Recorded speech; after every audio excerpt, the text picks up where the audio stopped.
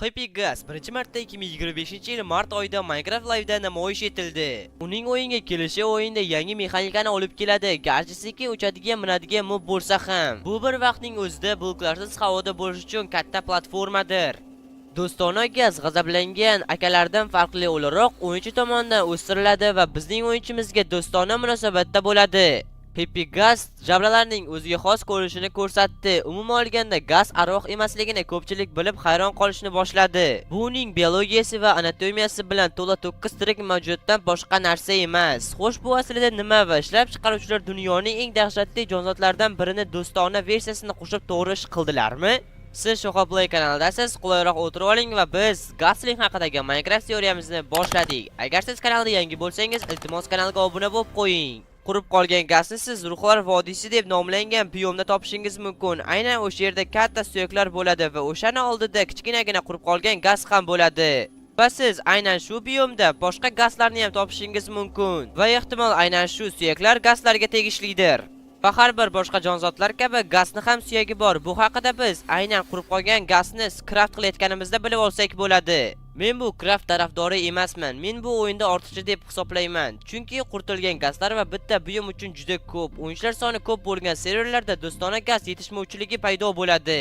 Bundan ko'ra ularni o'zlarini ko'payishga qo'yib berish kerak. Shunda kichkina gazchalar paydo bo'ladi. Va bu gazlar Minecraft Dungeons degan o'yinda mavjud va o'yinda o'sha ancha yillardan beri mavjud. Lekin bu narsani haligacha Minecraftni o'ziga qo'shishgani yo'q. Agar bunga qaramay craftni baribir Minecraftni o'zida qoldirishsa, bu o'ziga qaraganda ya'ni logichliroq. Nimaga desangiz hozir tushuna olasiz. Chunki gazning ko'zlashlari jon to'ldiradigan damlamani craftida ishlatiladi va shuningdek Ender Dragonning kristallarini craftida ham ishlatiladi. Qurib qolgan gaz suv yordamida o'ziga kuch chiqadi va jonlanadi. U uchayotgan suv bug'lanadi va uni uchishga olib keladi. Shuning uchun ham Happy Gas uchishni boshlaydi va uniga ham albatta qor berganingizdan keyin uni ichi harorati issiq bo'lgani uchun erib ketadi va u bug'lanib uchishga olib keladi.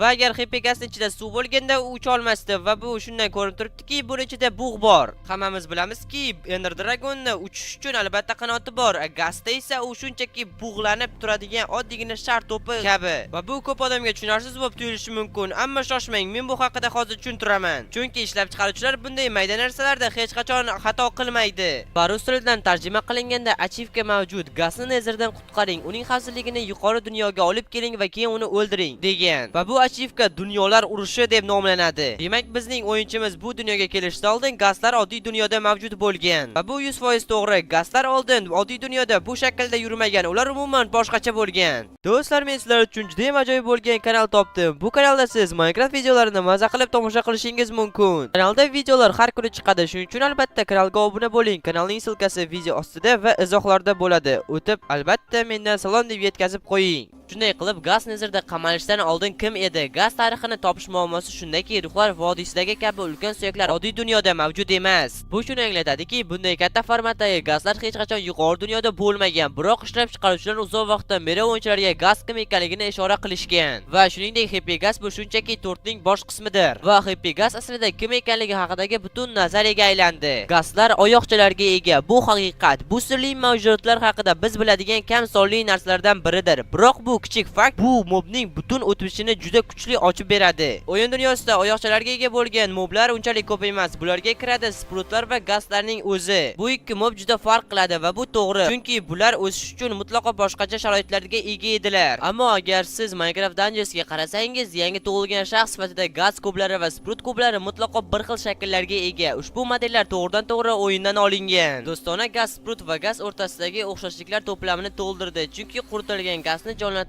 uchun shifobaxsh ko'z yoshlari shaklida suv kerak va oddiy suv tufayli keyinga o'sish mumkin. Bu sprutlar haqiqatan ham faqat yuqori dunyoda suvda yashashi bilan qo'llab-quvvatlanadi. Ya'ni ular ma'lum bir vaqtda nezerga tushib qolishgan. Bundan tashqari kalmarning jabrasi bor, chunki bu suvosti jonzotidir. Gazning ham jabrasi bor va bu dunyoning qurg'oqchil ilqimi uchun odatiy emas. Agar gaz uchun mahalliy o'lchov quruq bo'lmagan bo'lsa, unda jabralari hech qachon paydo bo'lmasdi.